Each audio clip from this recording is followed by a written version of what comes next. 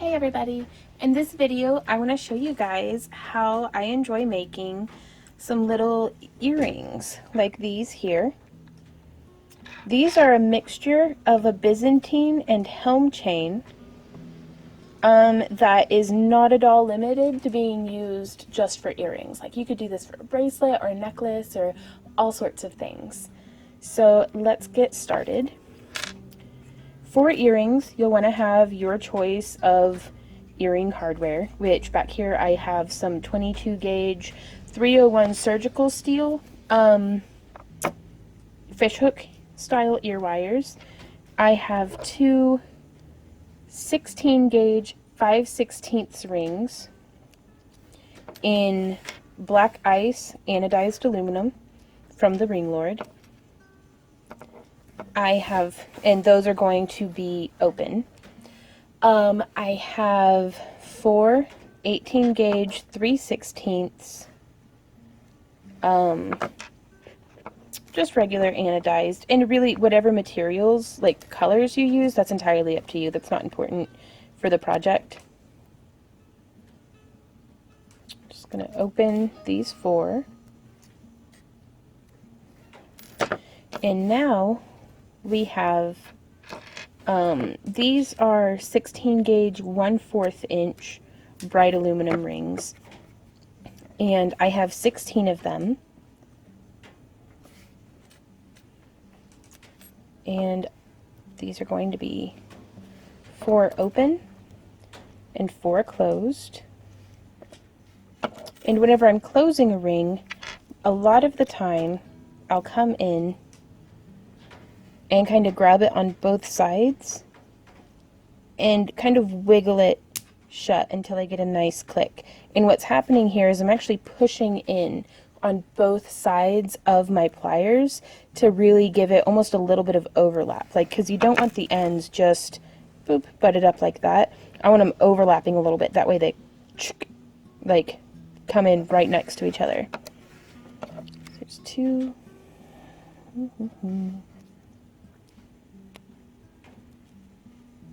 3. Oops.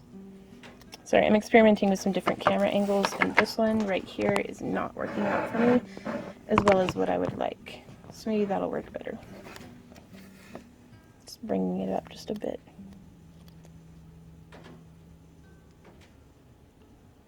So yeah, you can see that one didn't really come together a whole lot, so I'm really stabilizing through my left hand and using my right hand to really push into it. That way it'll give us a much better quality of closure. And the goal here is you want that ring to look seamless. So I'm going to open up another 4, and whenever I open them, I just bring it around just like that. I try to be consistent about the angle that I open, and keep in mind, if you open and close a ring a whole bunch, it's going to make a very brittle weak point right here in the ring.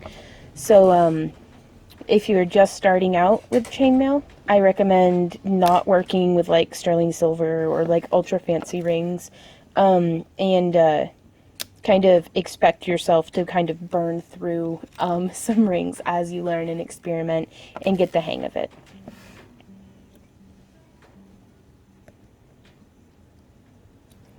Just bringing it together like that.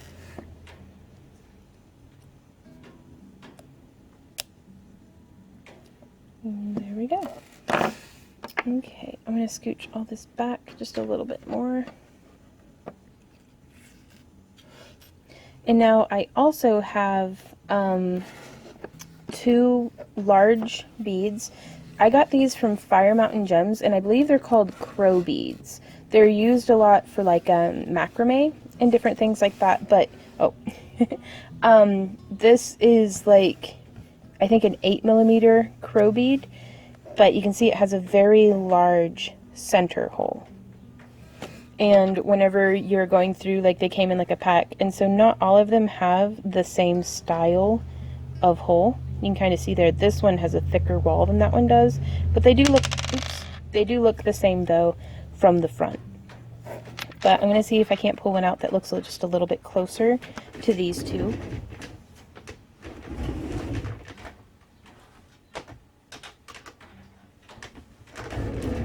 See here, I've grabbed 2 more, and these ones are perfectly symmetrical to each other. So I'm just going to set those aside. And so now what we're going to do is we're going to start by taking one of our 18 gauge 3/16 rings, and I'm going to thread on 1, 2, and 3, 4 of these 16 gauge 1/4 inch rings. And they're just going to hang there like that. And now I'm going to thread another of the small through those 4.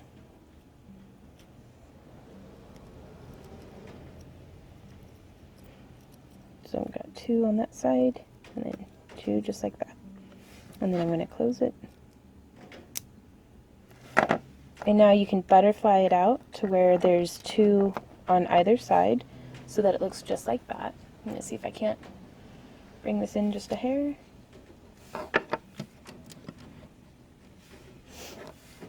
And so from here, I'm going to take one of our large rings. Yeah, for future purposes, small, medium, large.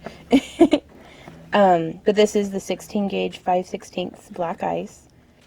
And picking this part up, I'm just going to hook this around the center so that it kind of hangs like that. So we have 2 rings on one side and 2 rings on the other. And then I'm going to close it.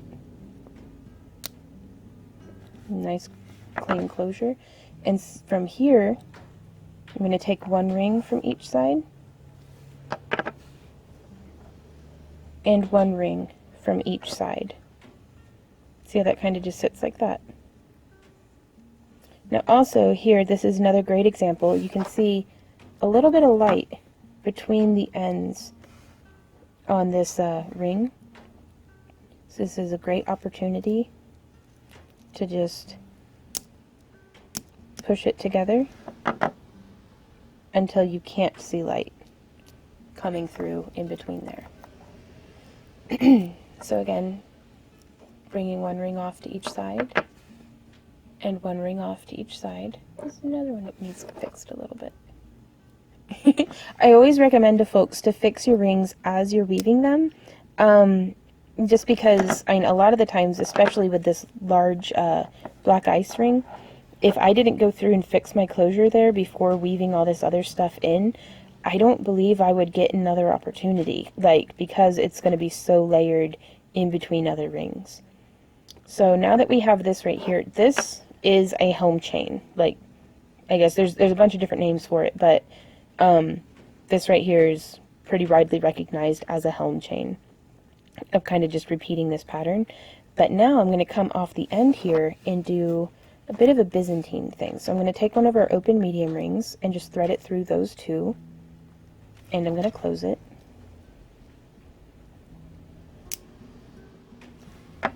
And then I'm going to thread a second ring through that same spot, just like that, and close it.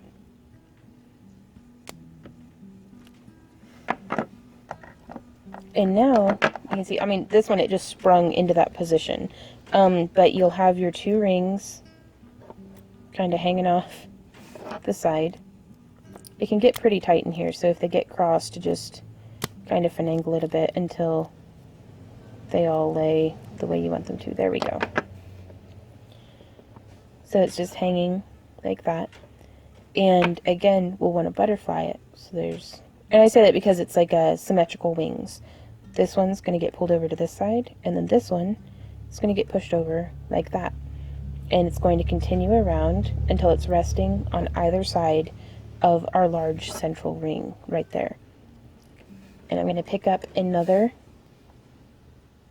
medium ring, and you can see as I rotate this, these 2 that we just butterflied, I can hook through here and there, just like that.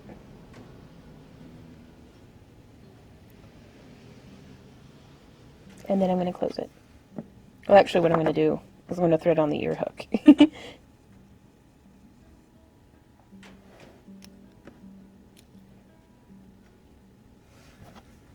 And now I'm going to close it.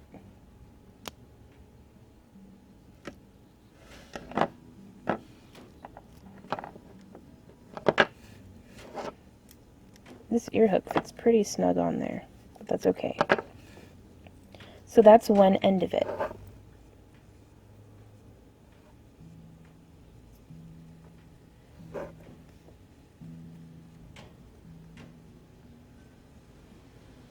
See, just like that. And so now I'm going to come around on the other side and hook through one ring through the two and close it. And I'm going to hook one ring through the two and close it. And it seems as though I told y'all the wrong number of rings starting out, but that's okay. And so now, again, I'm going to go through and show y'all how to butterfly them. So they're sitting there like that. And you're just going to splay them open, one to either side, mirroring this side. And then I'm going to take one of the open and hook through these two rings right here, right where I just put my pliers. That's where you want to thread through. And this is the part that's, you know, from the Byzantine weave. So yeah, just thread through like that. And now I'm going to take one of my large beads and hook it on there and close it.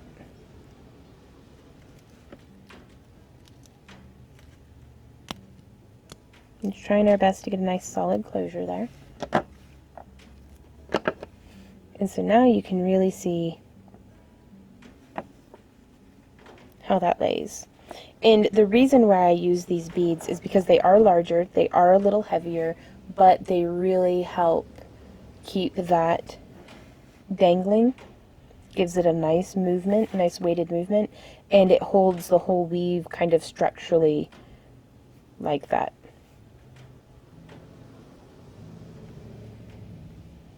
So there we are. So now we're going to do that same thing again. It looks like we used 6 open rings. I guess we could 1, 2, 3, 4, 5, 6, 7, 8, 9, 10 open rings. Sorry. So let me grab some more.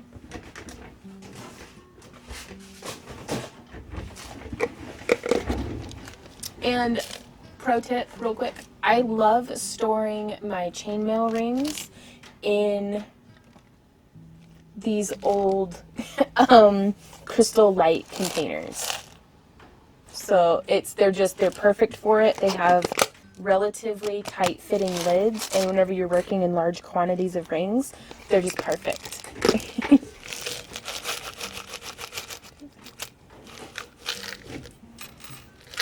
Okay, so I pulled out another pinch. I'm going to open up some more. So I've got 2, 3, 4. 1, 2, 3,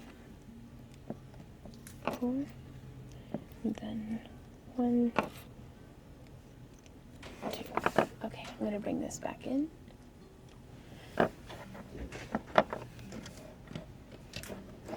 And we're going to start again by taking one of our very small rings, the 18 gauge 3/16, threading 1, 2, 3, 4, just like that. Then I'm going to close it.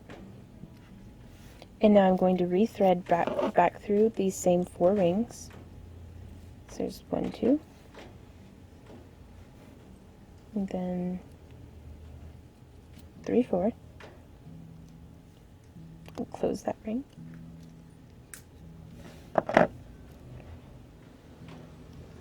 Butterfly it out like that to where there's 2 rings on each side. I'm going to take our large ring And I'm just hooking it around those two small rings, which can be kind of difficult to get it, like, that is incorrect. You do not want it threaded through them, you want it threaded around them. So like this, right there, and close.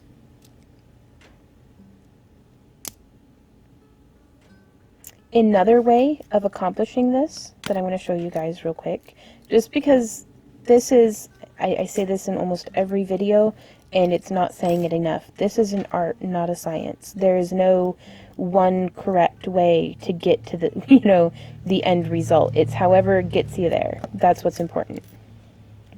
So that's the way we did it on the first one. But now let's go through and I'm going to show you all an alternative route to the same destination.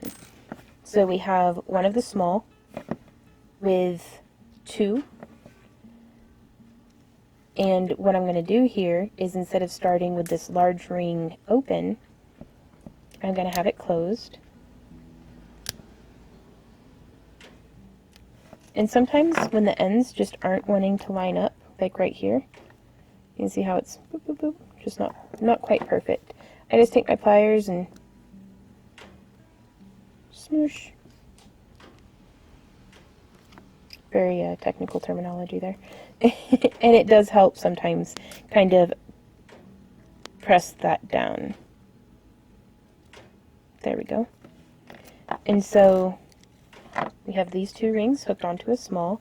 I'm going to hold it just like this, and then I'm going to take the large ring and just set it on top. So this may be much easier for you. And I find that whenever I'm just doing one central ring, it's much easier for me as well. So then I'm just going to thread those two closed on, and I'm going to close it.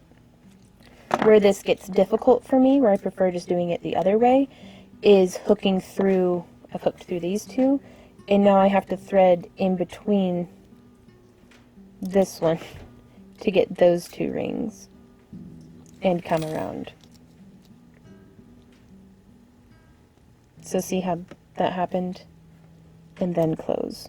So again, it's whichever way you prefer to do it. And then you butterfly it. But yeah, different routes to the same destination. And so now from here, we're going to hook 1, 2. This is, again, the 16 gauge 1/4 inch. And close it. Repeat a second ring through those same spots.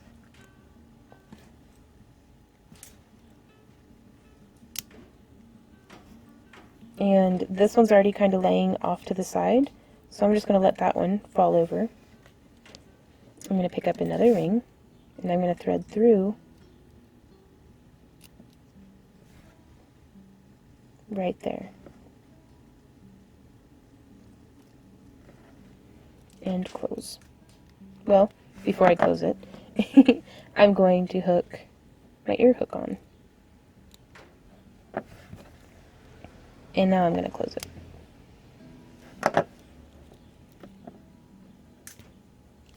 Just like that. And so I guess I opened up more than what I needed this time, but that's fine.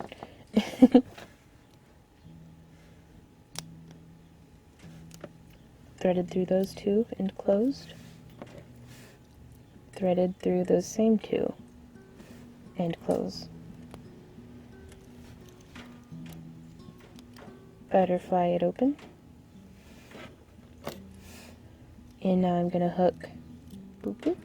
Now, if I were making a bracelet out of this pattern, I could still incorporate these beads. I would just hook through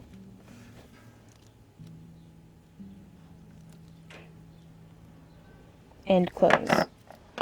And so do you see how that happens just like that? And if instead of using a bead, you could double up on some rings like how we did there. But I really like that inclusion of a bead. It just gives it some different texture. And instead of having ear wires on each end, it would just repeat that bead motif into more of that same weave. And that actually looks pretty sharp. But that's not what we're doing in today's project, so I'm going to finish up these earrings. Open that ring. Remove the large bead from the other earring. Put the correct large bead on. Sorry, I feel like I'm all thumbs today. It's been so chilly, like it's May something, and it's cold, like we turned the heater on. Which is very strange for us, but it works. So there we go. So yeah, I opened up 4 more than what I needed, but meh. So there are a nice little pair of earrings. Very cool. And then of course the little rubber earbacks to finish them off.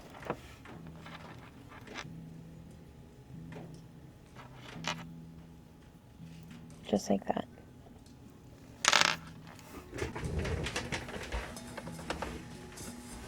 So I do hope that this tutorial was helpful to you guys. If you have any questions, comments, or ideas, I would love to hear from you. If you enjoy our free tutorials and would like to support the creation of more of them, please check us out on Patreon. Our pledges start at just $1, where you can pledge $1 a month and it puts your name in the hat for all of our giveaways, but especially our patron exclusive fairy house giveaway. And at the time of recording, this is the fairy house that will be up for like rolling for it. I used to roll a d20 to decide who wins, but now I use a random number generator. But it's like the winner will be picked on May 15th. So if at the time of viewing you still have time, then be sure to get your name in the hat. And if not, please check us out on Patreon anyways, because we do 2 fairy house giveaways a month. And then I also do an assortment of different giveaways on like Facebook and DeviantArt and Instagram and stuff like that.